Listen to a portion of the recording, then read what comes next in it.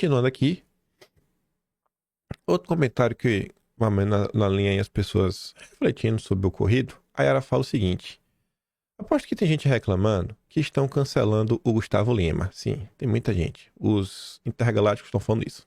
Os bolsonaristas estão cancelando o Gustavo Lima. É, cancelamento. Ninguém está cancelando o cantor. Está apontando a possibilidade de um cantor que nunca esteve na vida política atrapalhar uma eleição séria com a sua candidatura. Todos têm o direito a se candidatar. A popularidade dele, como ícone sertanejo, poderá elegê-lo sim. E o brasileiro adora uma situação dessas para se vingar de desafetos. Um exemplo foi o Farsal.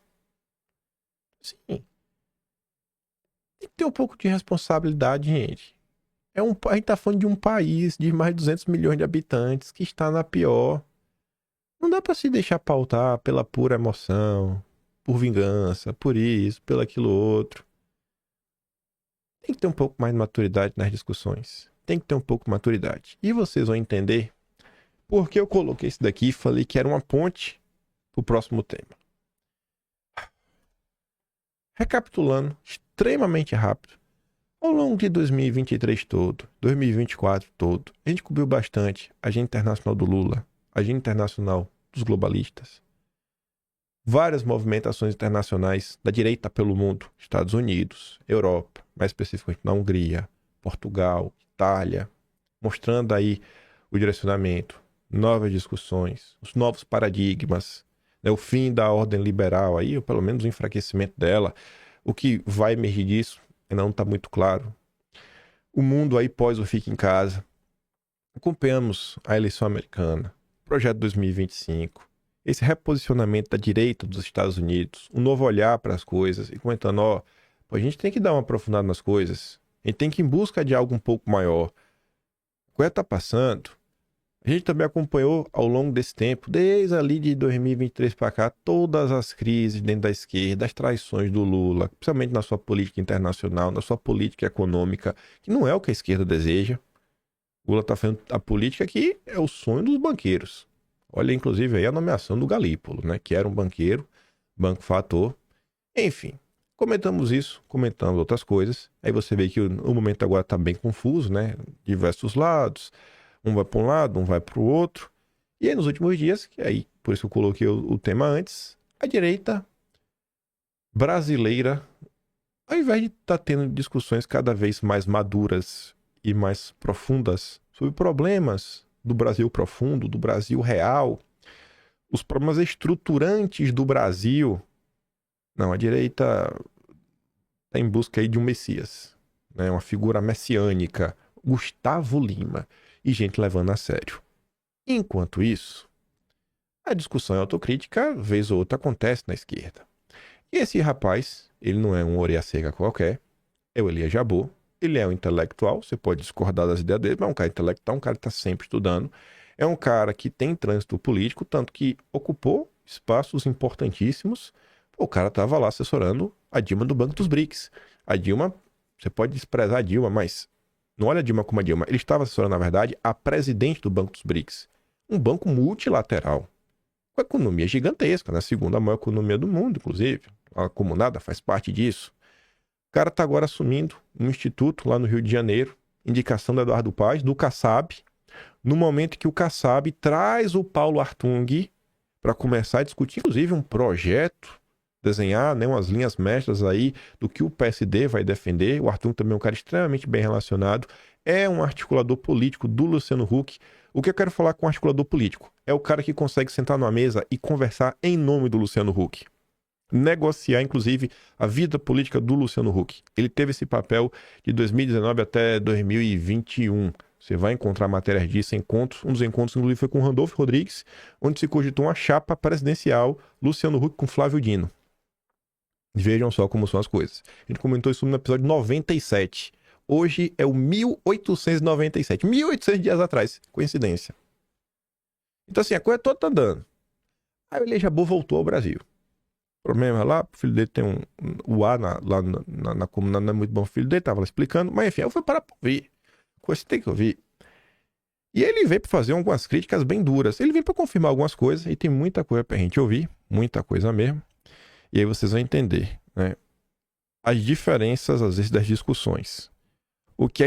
Imagine se a esquerda conseguir trilhar o caminho que o Elias Jabbour está comentando. E a direita seguir trilhando o caminho intergaláctico. Gustavo Lima e Pablo Marçal. Eu acho que a coisa não vai dar muito boa. Mas vamos olhar aqui o primeiro, né? Elias Jabbour faz dura autocrítica sobre o momento atual da esquerda, apontando para um abandono de pautas centrais, ao passo que viraram vassalos dos globalistas. Olha só. Cadê, pai? Né? São 40 anos de neoliberalismo no Brasil, e esses 40 anos cobram um preço muito caro para nós, e isso inclui a esquerda brasileira. Né? Hoje a esquerda brasileira não existe hoje na esquerda brasileira, vocês me desculpem o meu acento nessas questões, não existe mais no vocabulário da esquerda brasileira questões caras e históricas da esquerda brasileira. Projeto Nacional de Desenvolvimento, nação, desenvolvimento, sabe? Projeto nacional. Isso não existe hoje mais no nossa gramática. Né? Então, quando se fala em consórcio Nordeste, consórcio Sudeste, consórcio do Norte, ela é expressão de uma nação que está sendo, vamos dizer assim, fraturada, vamos dizer assim, né? A iniciativa do consórcio Nordeste é importante. Pode falar. É importante numa época em que Bolsonaro, vamos dizer assim, ele fez o que ele fez, sim. É importante hoje? Muito. Né? Mas eu acredito que existe um déficit muito grande de pensamento estratégico no Brasil, e isso atinge diretamente a esquerda brasileira, tá? No qual eu me incluo. Né? Então, a crítica ao governo Lula, que é o meu governo, eu posso falar mal do governo Lula porque eu sou governista, né? Eu defendo o governo Lula, então eu me coloco no direito de criticá-lo também, né? Porque ele expressa muito isso. Os limites do governo Lula são os limites de uma esquerda que não pensa o Brasil mais, deixou de pensar o Brasil. Hoje as referências brasileiras são muito externas, né, vamos dizer assim, né? Ou seja, nós somos cada vez mais americanizados, ou seja, uma disputa entre cada vez mais um ramo do Partido Democrata, que na esquerda brasileira, está se transformando, ou seja, e para terminar, e esquerda na periferia do capitalismo, ser de esquerda, né, na periferia do capitalismo, na periferia, é nacionalismo, né? Sabe? E nós entregamos os nossos símbolos nacionais à extrema-direita, né? E pelo que nós lutamos mesmo hoje? Né? Então, quando nós perdemos as nossas referências estratégicas, né? Como que fica, né? Eu acho que existem desafios de ordem política, estratégica, em nível de pensamento, ou seja, existe uma crise de pensamento que está nos colocando no beco sem saída, né? Na minha visão, né?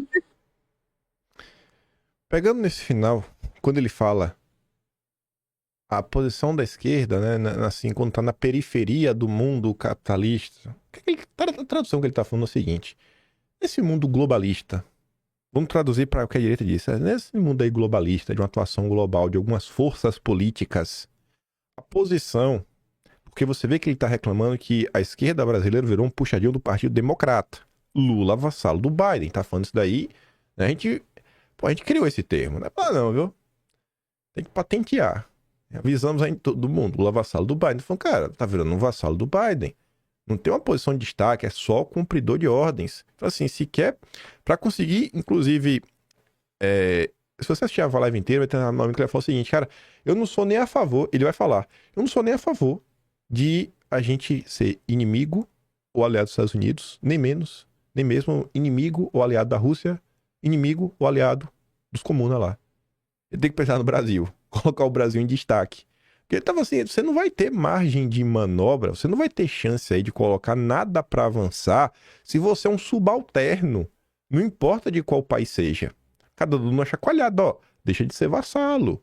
Começa a olhar pro país. E é curioso quando ele fala, ó, a posição aqui na periferia do mundo capitalista, ou seja, assim, uma forma de tentar se descolar do bloco globalista, que é o sistema, é o establishment.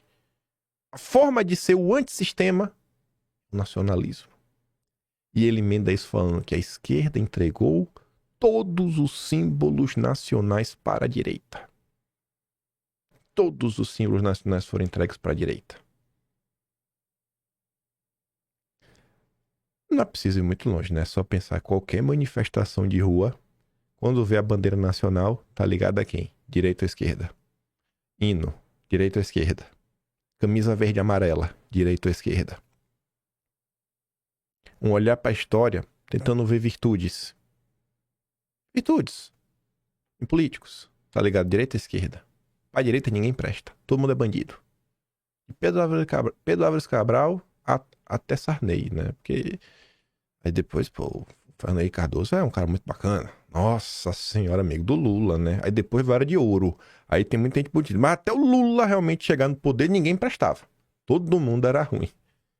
Aí o cara tá dando uma chacoalhada, falou, ó, a gente se perdeu. Tem que voltar pro prumo. E ele falou, ó, beleza, aí tem essas iniciativas, consórcio disso, consórcio daquilo outro, mas sem pensar em um projeto nacional, a coisa não vai. Tu já imaginou se a esquerda parar e começar a ouvir ler Jabor? Começar a discutir esses termos? Começar a colocar na mesa a questão de, poxa, tem que se desenvolver, tem que gerar emprego, tem que gerar trabalho, tem que aumentar a renda. Fazer isso ainda tendo a máquina na mão? Enquanto isso, a direita está discutindo Pablo Marçal e Gustavo Lima. Aí ele disse quais são os seus objetivos ao voltar para o Brasil. Vai trabalhar lá no Rio de Janeiro, né, no órgão estratégico, da questão do urbanismo, projeto aí para urbanismo em breve. Aí o que ele vai falar? Urbanisticamente o Brasil é esse, ou seja, nós planejar algo que está meio que numa área movediça, né? Então não é muito fácil, né, fazer esse exercício, mas como acredito que existe um déficit muito grande de pensamento estratégico no Brasil, eu tenho que me colocar à disposição para fazer esse tipo de trabalho, porque eu gosto muito de pensar o futuro, de pensar grandes questões, vamos dizer assim, e tentar colocar de volta no debate público categoria de totalidade, né? Ou seja, desenvolvimento econômico, pátria, nação, projeto nacional, desenvolvimento, capitalismo, socialismo, eu acho que são categorias de totalidade que desapareceram completamente do debate público, né? Então, acho que eu sou meio que um peregrino dessa, e você foi o primeiro a apostar nisso comigo, né? Eu reconheço aqui publicamente que a minha primeira oportunidade que eu tive de fazer uma grande live sobre o que eu penso do mundo foi com o Leonardo Atush, né?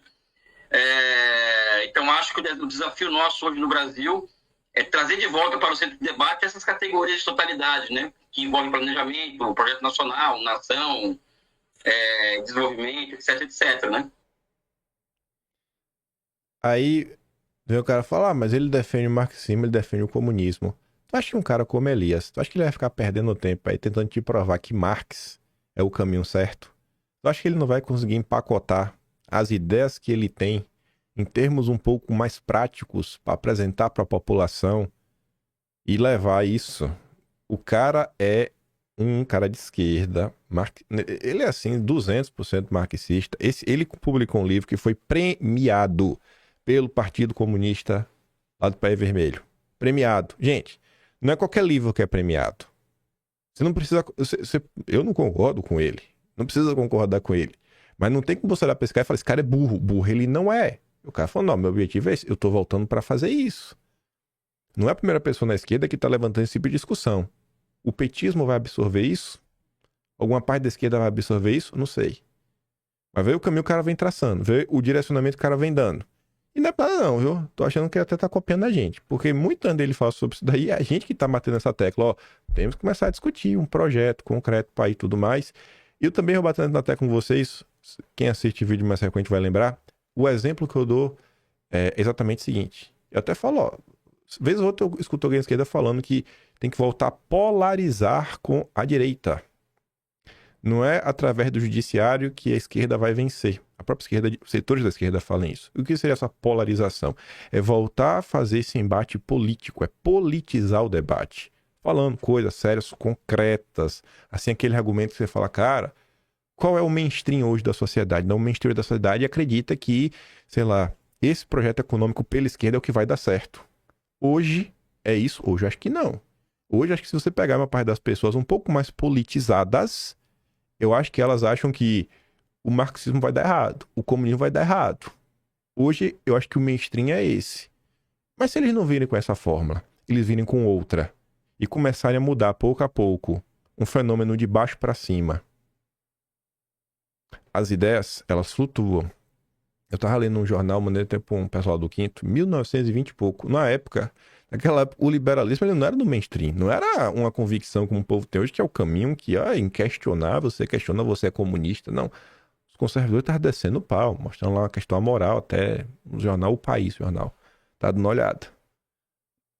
Assim, olha o caminho que tá seguindo, que tem que politizar. E aí o exemplo que eu dava no vídeo é o seguinte, ó.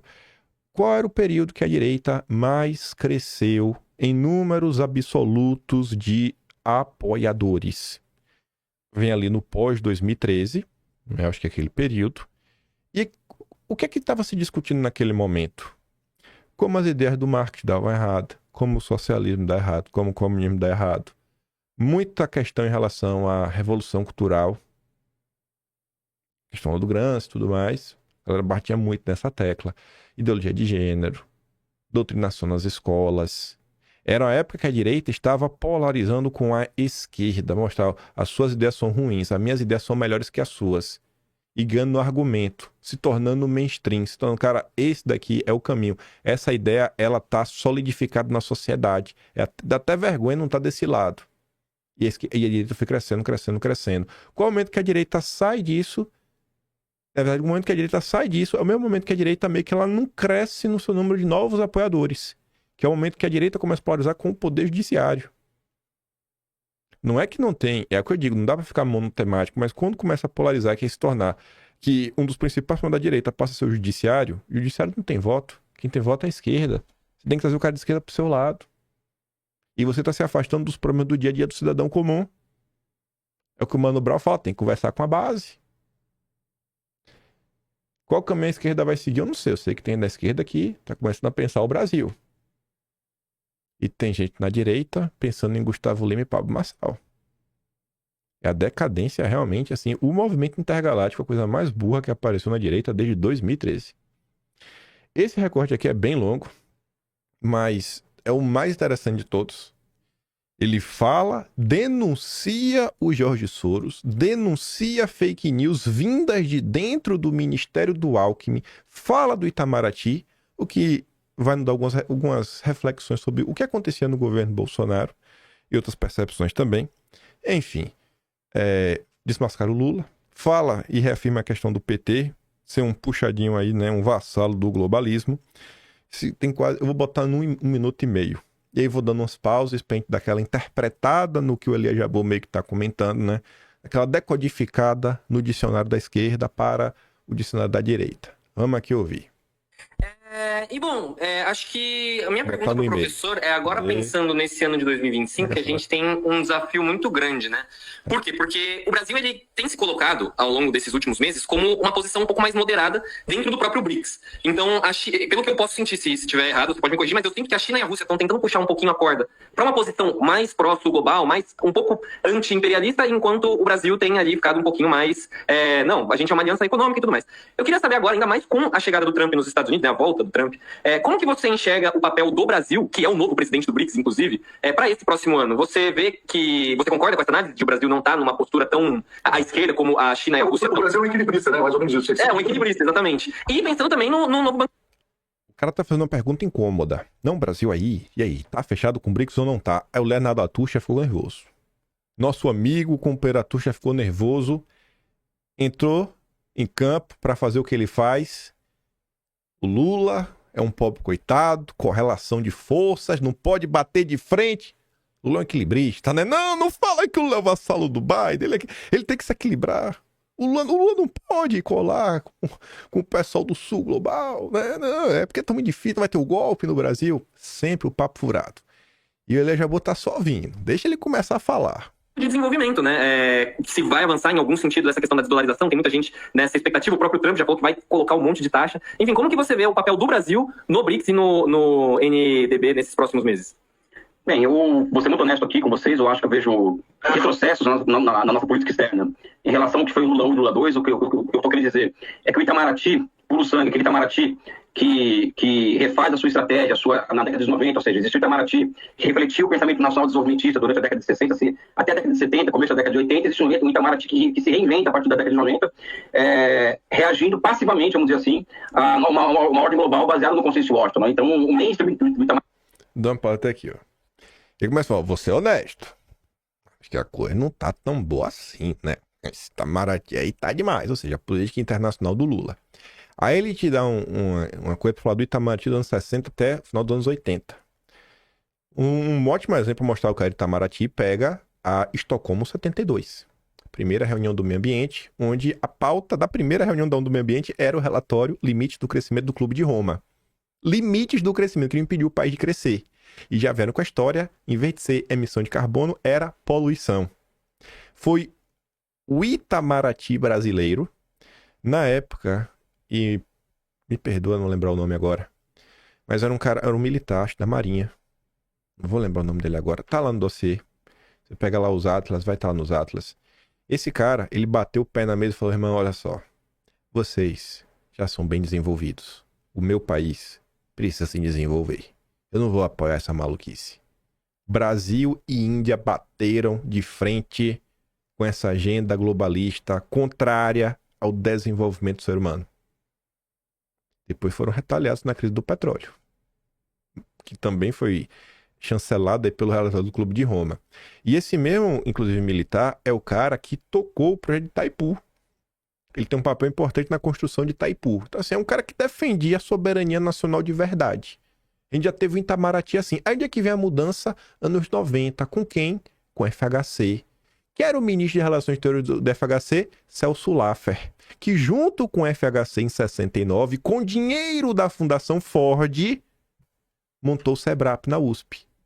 E o próprio Milton Santos, aquele geógrafo bem conhecido de esquerda, num Roda Viva nos anos 90, já denunciava o monopólio da informação na academia, na universidade, que quem dominava a academia era o pensamento que vinha da SEBRAP, o grupo do FHC. É daí que vem um globalismo.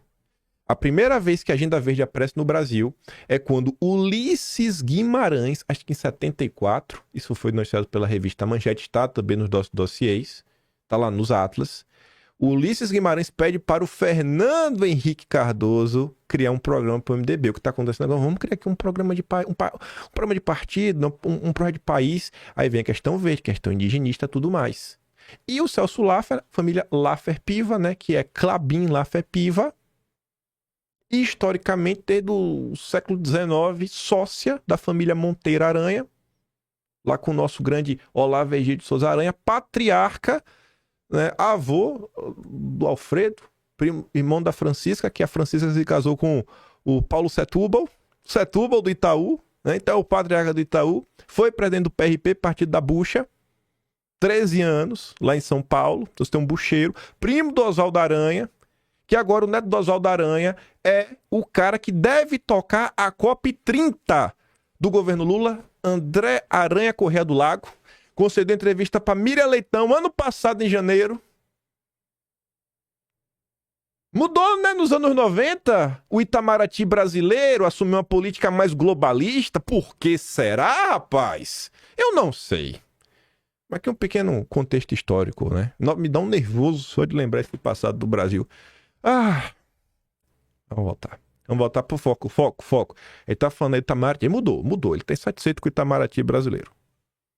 É um mainstream liberal e atlantista, vamos dizer assim, né? Então acho que essa é a primeira questão, que esse Itamaraty é quem está comandando hoje a nossa política externa, né? Não é o Itamaraty do Samuel Pedro Guimarães e não tem mais uma figura do Marco Aurélio Garcia que exercia uma influência muito positiva sobre o Lula em questões relacionadas principalmente à América Latina. Tanto é que o Brasil hoje o projeto de integração sul-americana, ninguém comenta mais isso, né? Vamos dizer assim, talvez esse projeto, ele era um projeto que era útil ao Brasil durante um tempo, né? Vamos dizer assim, foi muito útil para nós. E o Itamaraty percebe que o BRICS, por exemplo, ele era uma alternativa a essa tentativa de protagonismo brasileiro na América do Sul, né? Então aposta nisso, só que não aposta que o Itamaraty ia virar que o BRICS ia virar o que virou, e hoje nós estamos em uma saia justa em que o Brasil, ele se afasta dos BRICS, né? Literalmente, vou falar aqui, basicamente se afasta dos BRICS. Nós dobramos a aposta, por exemplo, na agenda do G20, né? Dá uma pausa aqui. Então, o Brasil agora se aproxima da agenda do G20. Falou com todas as letras. O Brasil se afasta do BRICS. Não é a primeira pessoa da esquerda que fala isso.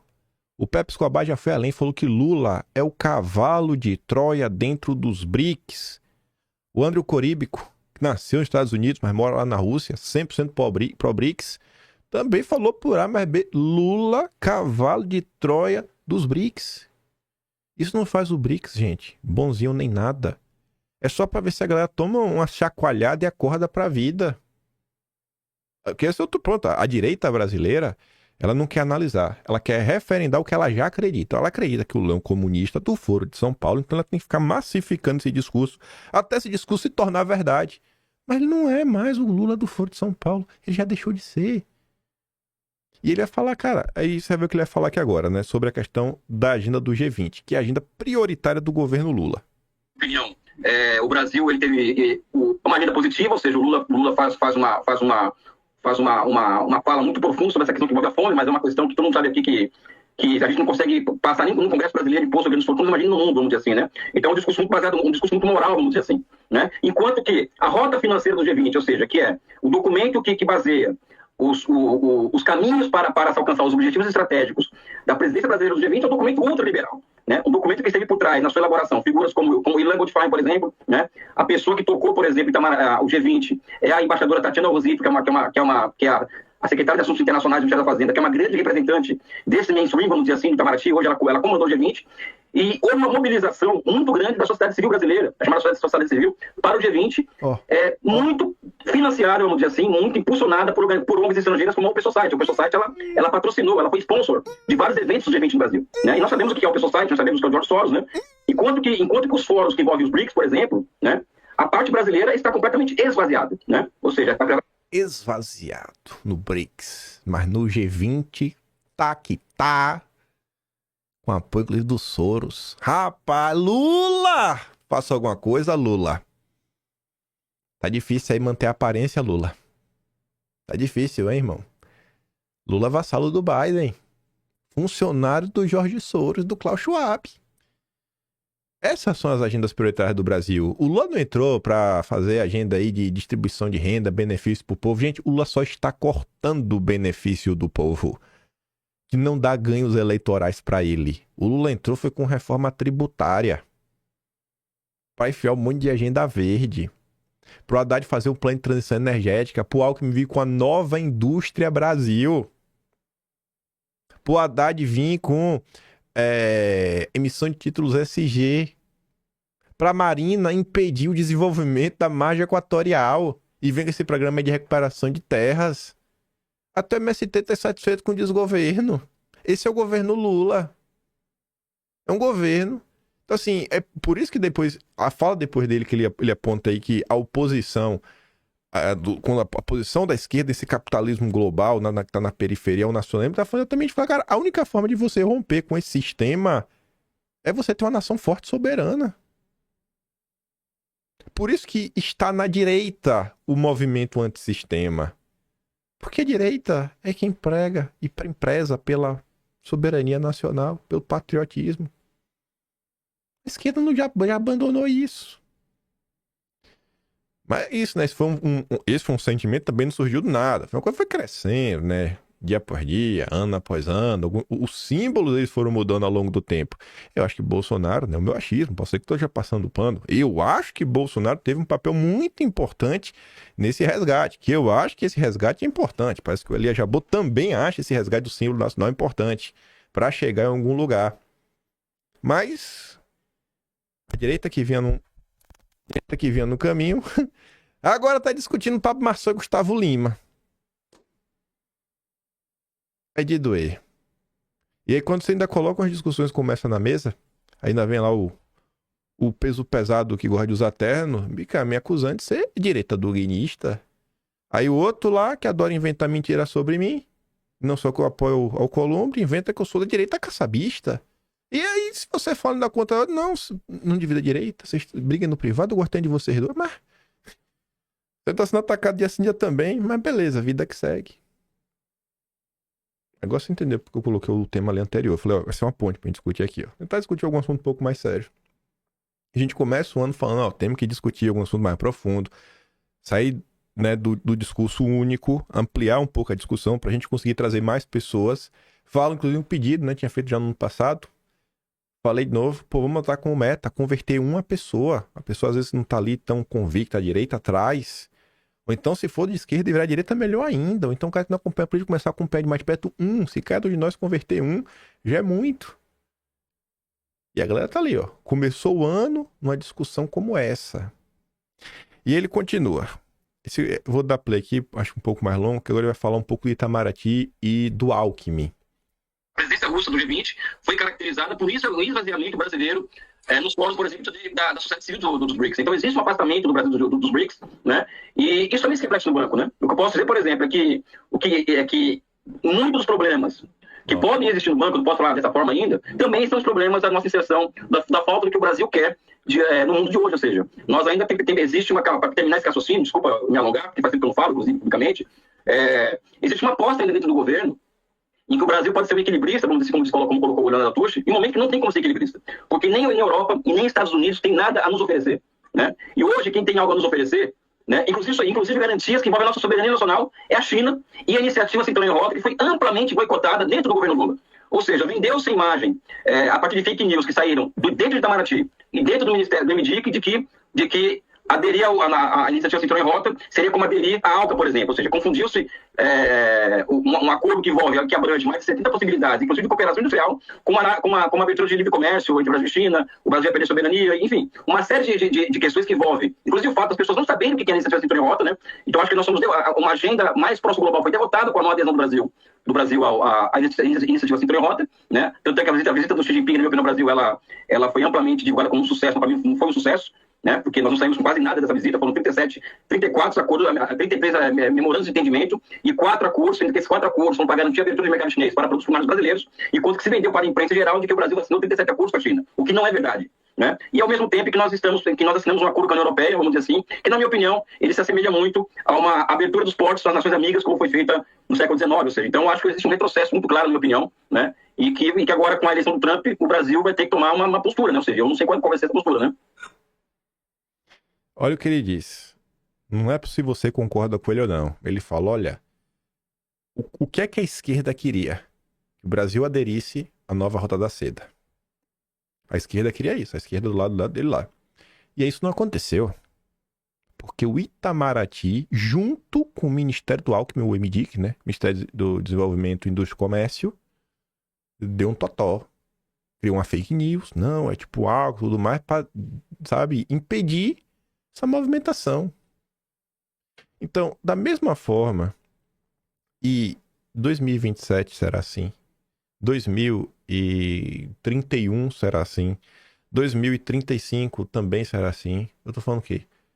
Todo novo governo que começar, ele não vai conseguir ser 100% homogêneo. Todo governo é uma evolução de forças, às vezes até forças antagônicas. Eu não acho que o Lula é equilibrista, eu acho que o Lula tá desse lado. Mas nem todo mundo que compõe o governo Lula tá desse lado. Por isso que você vê brigas dentro do próprio PT. Por isso que você vê um tentando puxar o tapete do outro. Você vê o cara falando, pô, o Itamaraty tá dando bola nas costas. O Ministério do Alckmin tá dando bola nas costas. A gente teve, inclusive, esse problema lá no Banco dos BRICS.